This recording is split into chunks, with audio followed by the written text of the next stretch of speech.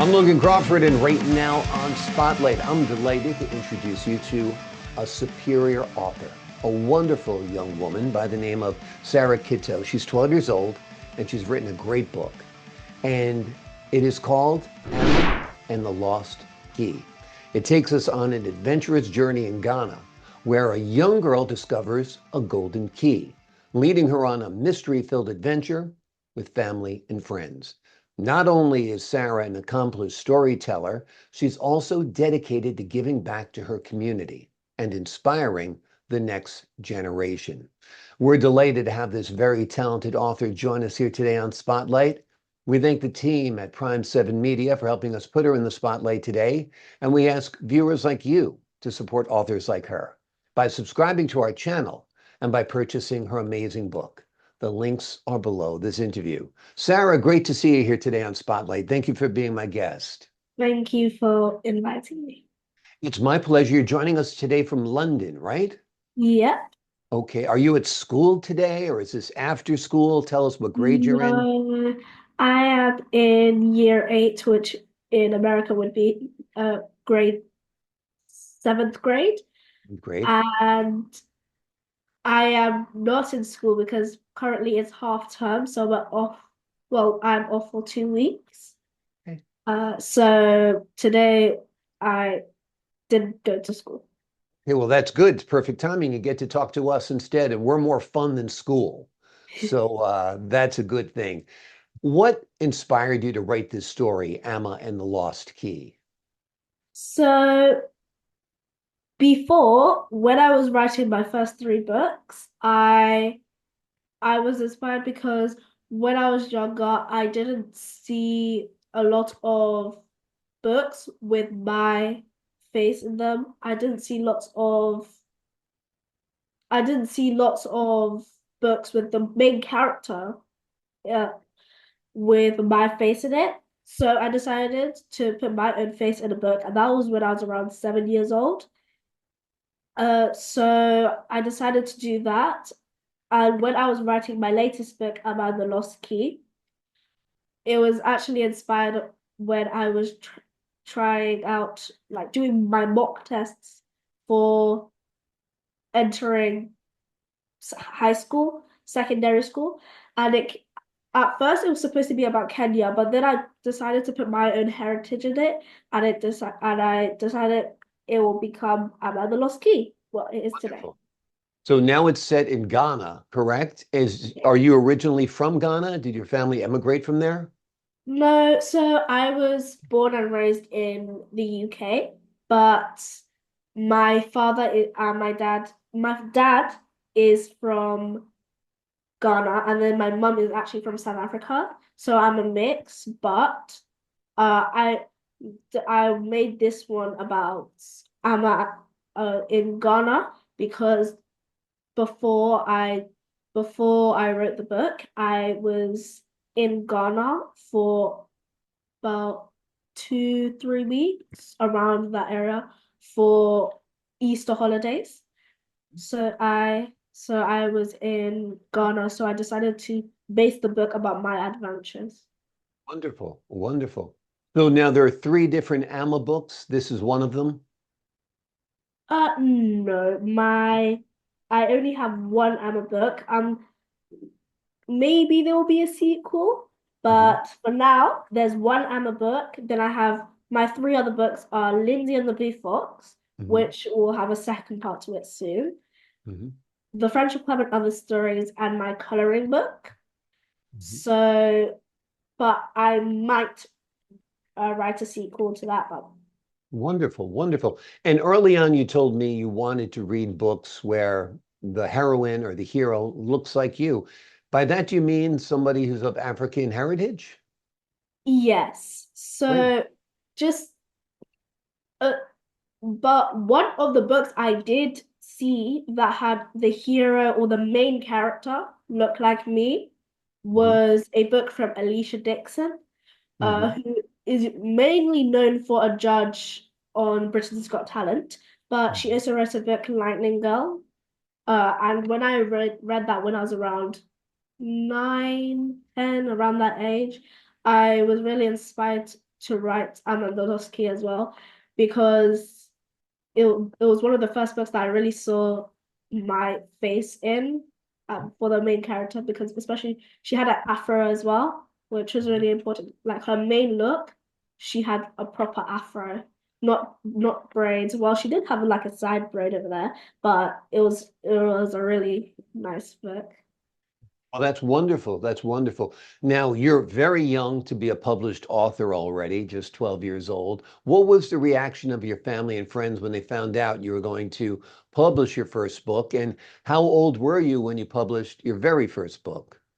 So when I before that, because I wrote my books when I was 7 to 8 years old, I finished them when I had just turned 8. Hmm. So before that, I hadn't told my parents, so they didn't know that I was writing books. They didn't know anything about books. And then 2 years after I started writing books, when I was 9 years old, I decided to sort of make it a presentation without slides. And I like presented to my parents, this is what I want to do. Um, I want to become a published author. Not maybe it's like a hobby for me. So, and they asked me why did I just do it now? And I said because I wanted to be prepared just in case I wanted. You asked me questions. So they were quite surprised, but at the same, I don't really know, but I'm sure they were quite surprised. And when my friends at school found out, they were shocked, but they didn't find out until I was like graduating Hmm. from primary school. So they were quite surprised. They were wondering why I hadn't told them all this time, but it was awful planning times. Well, it's very wonderful. I'm sure a lot of people, including your parents and family, are very, very proud of you. You also work as a philanthropist. So tell us a little bit about your work in giving back to the community. So from a very young age, even before I started writing my books, me and my family, we would do quite a lot of charity projects, well, sort of projects.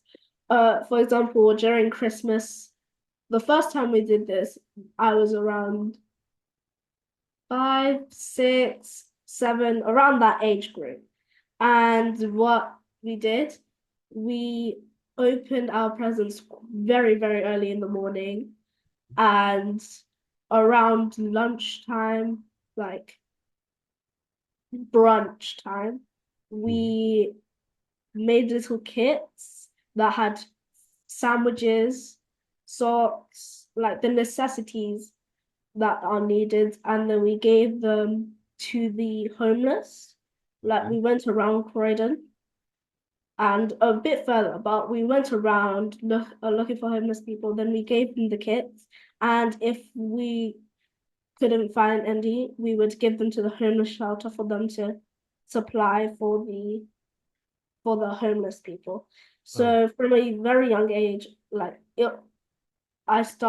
did lots of philanthropy work, and now that I'm selling books, I put those family values and also my faith mhm. into what I do. So whenever I sell books, for example, when I came back from a big book event at the Barbican, all the money I would gather it up, count it, see how much I have in cash, see how much I have a card, put it all together, then I would split it 50-50, and then I would give it to my two charities, Centrepoint, which is a more national charity around the UK, and then the Wednesday Club, which is a more local charity within my area. Mhm. And we haven't given it all to them yet, but it's like sometimes we split it up into little chunks to give it to them. And that it has really so mainly my family values have really have really impacted on what I do. And not only that, but I've also just recently commissioned two libraries in Ghana, uh, after I had written my launched my new book, Emma and the Lost Key, I went back to Ghana to commission the library project that I started before I before I started writing the book. Wonderful, wonderful. Well, you're a busy young lady. 3 books already published, working in charitable situations. 4 books. You got a fourth book out. What's the name of the 4th book? Emma and the Lost Key. Wait, so we have got Emma and the Lost Key, Lindsay and the Blue Fox, The French Republic. Let me just show you. I've got these 4. Wonderful. Awesome. Well, that's great. And the artwork, do you work on the artwork as well, or do you work with an artist to get that done? Yes. What we do, we usually I always sketch the characters, design the characters, like create the different scenes. Mhm. And before my first 3 books, the author just enhanced them so they could be more animated. And then in my 4th book, my latest book, well, I worked very close with the illustrator. So I sketched all of it, created all of these scenes, designs, and even the clothes that they're wearing. Because most of it is in uniform, so I created the uniform that would also be would be usual for a Ghanaian school. So I did some research and then I showed those to the illustrator, and yet again he enhanced it, made it more animated, and added a few more features. So yeah, that's what I did. Wonderful, wonderful. A published author by the age of 12, actually earlier than that. 4 books out altogether, very active in her community, very active in charitable acts. Sarah is quite a person, quite an author, and this book we've been focusing on today is wonderful. Your children will love it. It's called Emma and the Lost Key. It takes us on an adventure through Ghana, where a young girl discovers a golden key, leading her on a mystery-filled adventure with friends and family. Sarah, thank you so much for joining us here today on Spotlight. Thank you so much for I inviting me and talking to me. Oh, it's great having you on the show. We appreciate your hard work on these books and the wonderful work on this interview. And to the folks at home, I'm Logan Crawford, thanking you for your time this time. Until next time on Spotlight.